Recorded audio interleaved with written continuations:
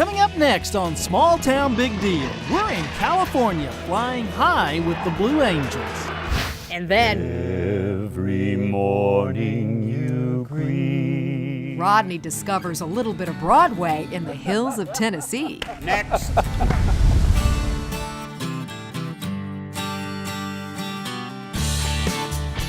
Welcome to Small Town Big Deal. We've traveled across the country and firmly believe that the people in small towns are the hands that keep America strong. So join us, Rodney Miller, And Jann Carl, as we show you the great things these people do on Small Town Big Deal. Welcome to Small Town Big Deal. I'm Rodney Miller. And I'm Jann Carl. We're at the Naval Air Facility El Centro. And that is the winter home to the Blue Angels, and that's a very big deal around here in El Centro. El Centro, California is a town with farming at its roots, located about 2 hours east of San Diego. Starting each January for 10 weeks, this town hosts the Blue Angels. I've given Jann an assignment I know she's gonna like. Well, maybe a little too much. But find some Blue Angels from small towns. Okay, so my assignment is to interview some young, cute Blue Angel pilots and crew members. Have I mentioned how much I love my job? I met up with Tom Frosch, the commanding officer of the team and pilot of the #1 jet. Everybody calls him Boss. First, I want to ask, the mission of the Blue Angels, what is it? We want to build a Navy of the future, and we want to bring our story to young men and women across the nation, and we want to inspire them and have them take an interest in the military, preferably the Navy. I was a kid when I saw them, and it inspired me and made me want to join the Navy and fly, and that's what we want.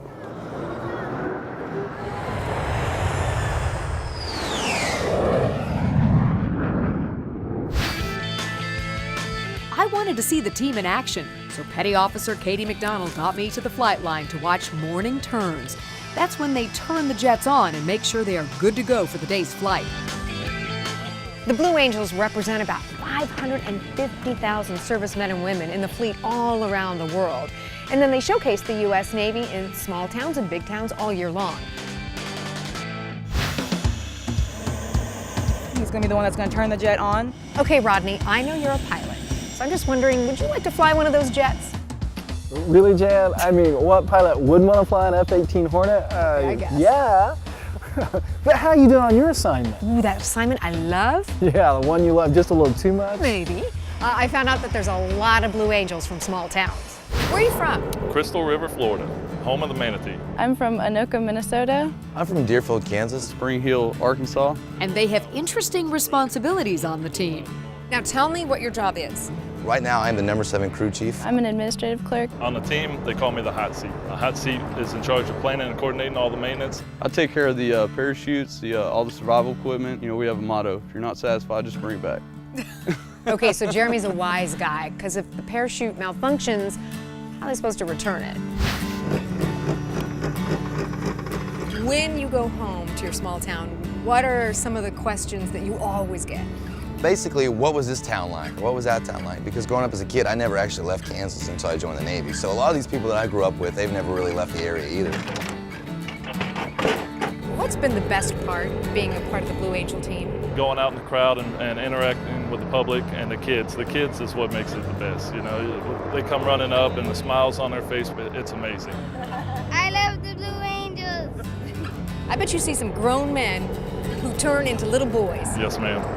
I have some friends like that. Speaking of little kids, I'm about to become one because I get to ride in the Blue Angels Fat Albert. It's their C-130. Welcome to Fat Albert Airlines. I'm Captain Mike Van Wyck. I'm going to be your left seat pilot today. All right, guys, so how many are you tracking what we're doing today? How many miles an hour and how many feet off the ground? 370 miles per hour and 60 feet off the ground, so half the wingspan of this aircraft. One thing that Mike forgot to tell you guys are all going to get a air sickness bag. If you use it, it's your souvenir. If you don't, it's also your souvenir. Okay, so I asked, how many people normally get sick? They said maybe one, and one of the Navy guys says it's going to be him, so I'm good. I'm good. Are you kidding me? Jann gets car sick in the company van. I don't think she's going to do too well on this flight. You're going to float? We're going to go like this, and we're going to go like this.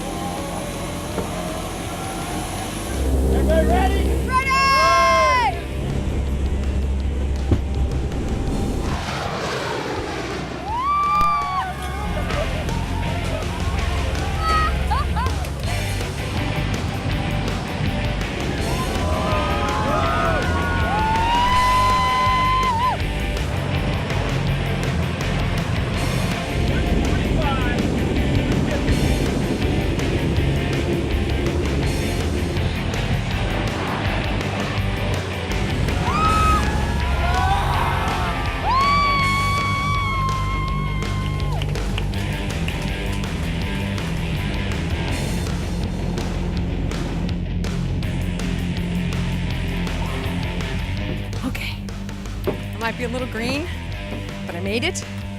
Didn't get sick. Truth be told, Jann was more than a little green when she got off that plane. We had to stop shooting for a while. But I can tell you this, we all have a lot of respect for these guys, especially Captain Mike.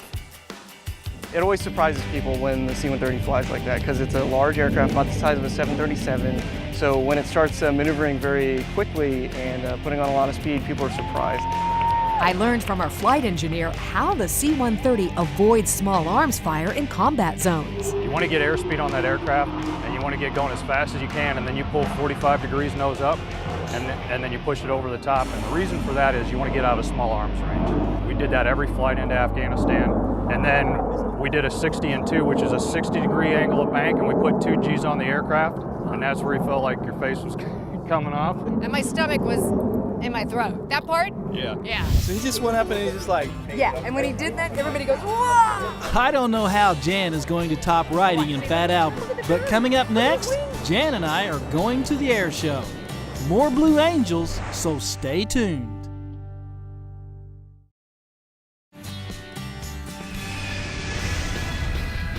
Welcome back to Small Town Big Deal. Well, Jann, today's the day. Thousands of people have filed into El Centro, California to watch the Blue Angels take to the skies. And you know what? A lot of people show up early too because there's a lot to see and do, even on the ground.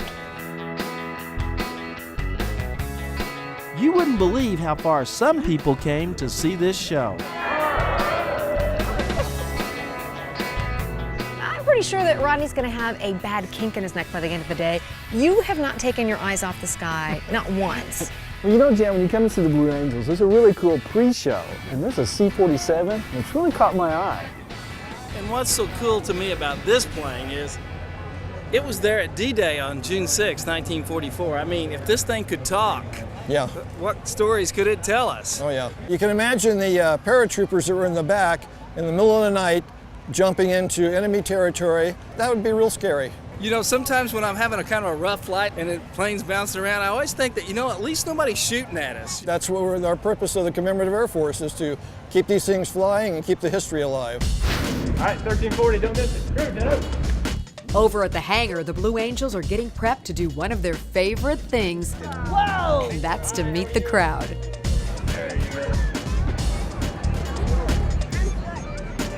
What's your name? Matthew? Boom, that's upside down.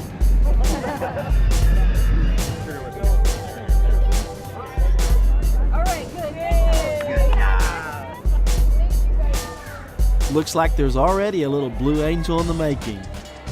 You never know who will be inspired in an air show. Young adults like Dustin and Angel, who are in the Civil Air Patrol.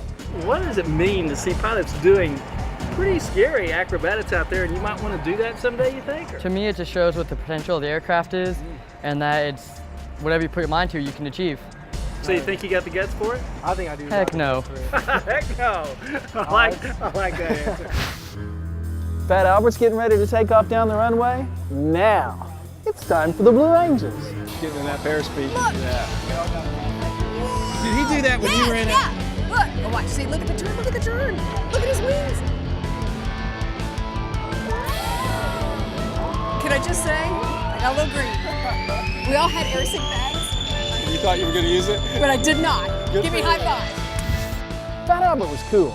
But now it's time for the real fun to begin. The F-18 Hornets.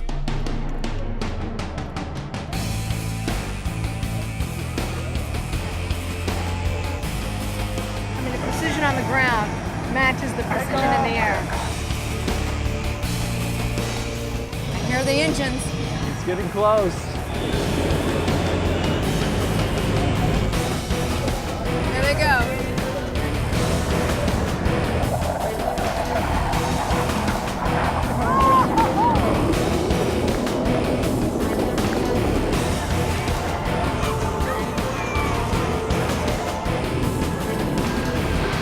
Blue Angel Double Marble. There's not even like a quarter of a plane difference between the front one and the back one.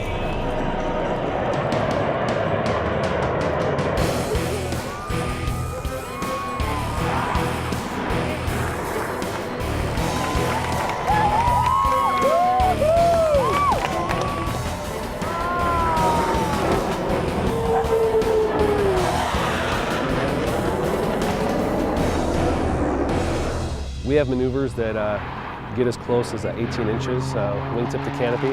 I don't actually see it. I'm looking forward, and I'm glad I don't see it.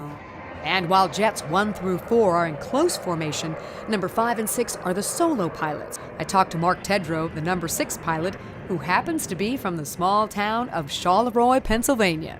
So what's it like in the cockpit when you're performing those, I don't know what to call them. Yeah, the opposing maneuvers that we do for 5 and 6. Things. I call them when you do the scary things. Yeah. We've been here for 10 weeks. We fly 2 to 3 times a day, 6 days a week. So at first, yeah, it's a little bit eye-opening and you're like, I can't believe I'm actually doing this. But then you get to a point where you rely on the training. Now there's a point in the show where you sort of sneak over the crowd. That's right. I'm at 500 feet and I'm at 0.96 to 0.98 Mach, which is just below the sound barrier. What does the crowd do? They just jump. I mean, they're so scared. A lot of people fall on the ground, people duck for cover. I mean, it's hilarious. Mark says he relies on the training. I'm thinking it takes more than that. Yeah, I'm thinking it takes a lot more than that. Like the right personality and nerves of steel. I found out Boss had a special observer in the audience, Mrs. Boss, his wife Lee. This is Tom's first time to be the boss, so did little butterflies today, or? A little bit, probably more so yesterday, because they did a practice yesterday. It was my first time I got to see him do the routine live, and I was really proud of him. I asked Boss his favorite part of being a Blue Angel. Thank you. It's after the show, seeing us inspire the kids. It's special because you can see yourself in their shoes, seeing their faces and how excited they are. Wow, after watching the Blue Angels, these guys are real rock stars. Well, you're not the only one that thinks so. Besides the autographs, check out the line in 95-degree weather just to have your picture taken with the Blue Angel. And you know what? I'm never going to forget this for the rest of my life. The Blue Angels! Jann and I can't help but be thankful for the men and women in uniform that protect our country day in and day out. It's been such an honor to watch this amazing team and their pride and professionalism. Up next, Rodney shows us a little bit of Broadway in the hills of Tennessee. Next. You're watching Small Town Big Deal.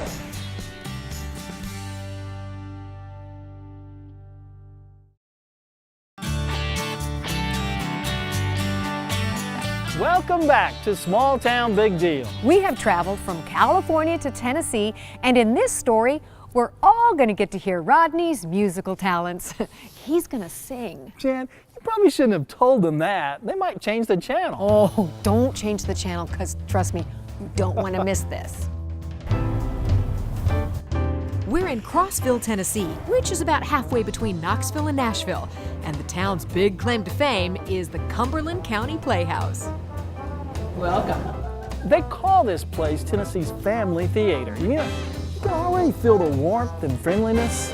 So you feel comfortable enough that you might break out in song? Be nice, Jann. I just can't wait to hear this.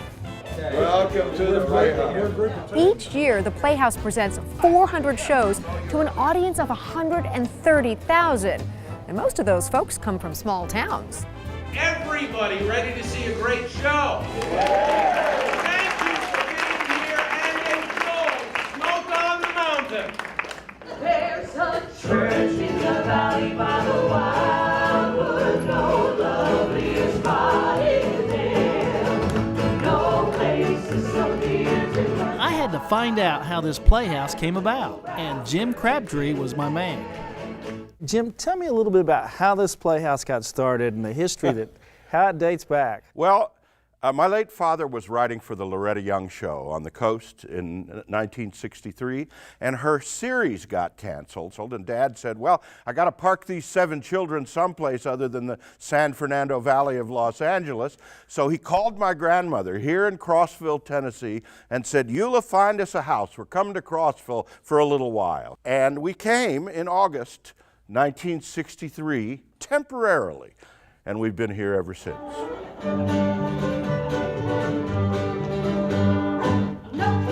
Jim's dad, Paul Crabtree, was asked to write and produce a musical for the local junior high. The musical was called The Perils of Pinocchio. He did Pinocchio, and it excited the community. I'll say excited because just 18 months after that junior high school presentation of Pinocchio, the Cumberland County Playhouse was opened. You know, it's a 500-seat theater in a town of just 5,000. And I'll tell you what, it was built before the interstate went through this part of Tennessee. They had a lot of faith it was going to work. And the town saw the potential for tourism, for visitorship, for education. Glory is waiting. People realized that Crossville got its name from being the town that people passed through on the way to someplace else. And the Playhouse became a destination. I hear folks come from all over to see shows here. You know, actually they do, Jan, because last year folks bought tickets from 90 of Tennessee's 95 counties and from 48 states. That is a big deal.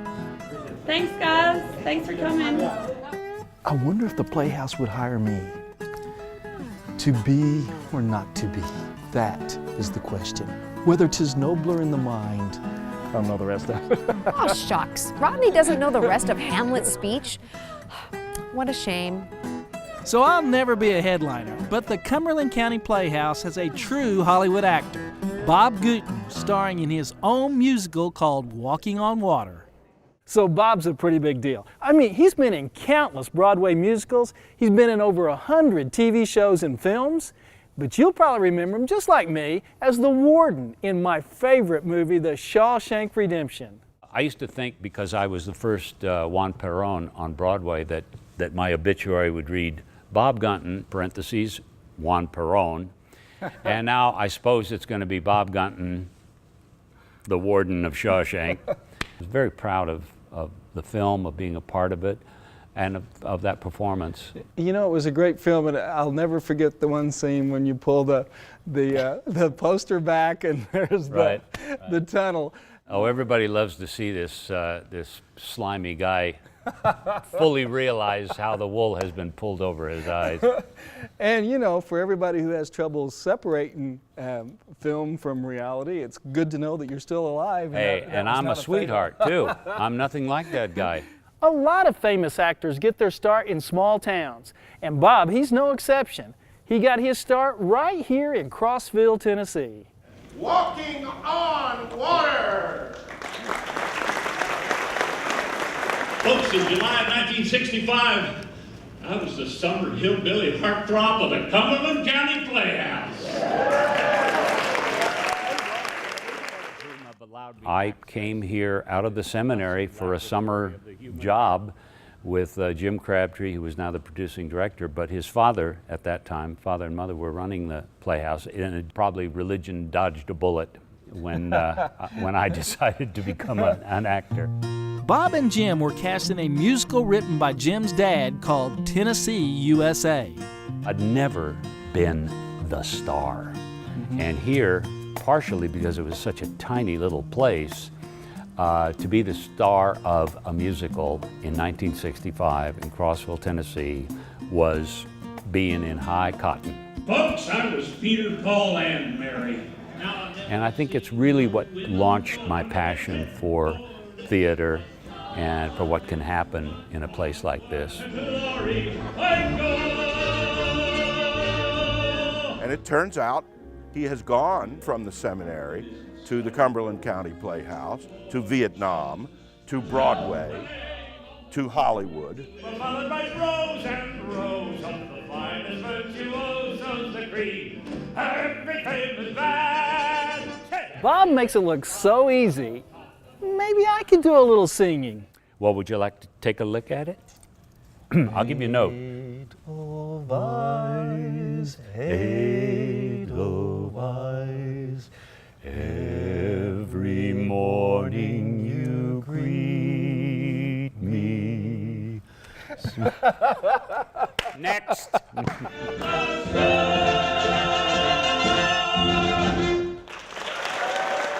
Hey, that wasn't half bad. Well, thank you, Jan, but you know, I was really nervous singing with Bob. Oh, I bet the people of Crossville were very nervous when they opened the theater, just hoping it would be a success. Well, it goes to show you, if you have a dream and you work hard, great things can be accomplished. Speaking of great things, how about those Blue Angels? Oh my gosh, I know that's your phrase, but can I use it? Oh my gosh. Those jets were going so fast and so close. Yeah, it scared me. I'll admit it. We hope you enjoyed this week's episode, and if you would like to support Small Town Big Deal, and we need your support. We do. Please go to our website, click our store, where you'll find all kinds of Small Town Big Deal merchandise. I'm Rodney Miller. And I'm Jann Carl. Join us again next week when once again we celebrate the great stories from across America. Welcome to Small Town Big Deal. I'm Rodney Miller. And I'm Jann Carl. We are at the Naval... What is it? We're at the Naval Air Facility...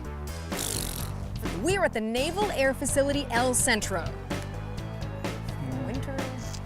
We're at the Naval Air Facility El Centro. And it's the home, it's the winter home. Do I look like Norma Desmond? I want you to interview as many of the Blue Angels. It's been such an honor here, and I'm, such an inspiring new host here at... Well, you got a nice head of white hair, and you got that little bit of Atlanta tan, so that'll take you some ways.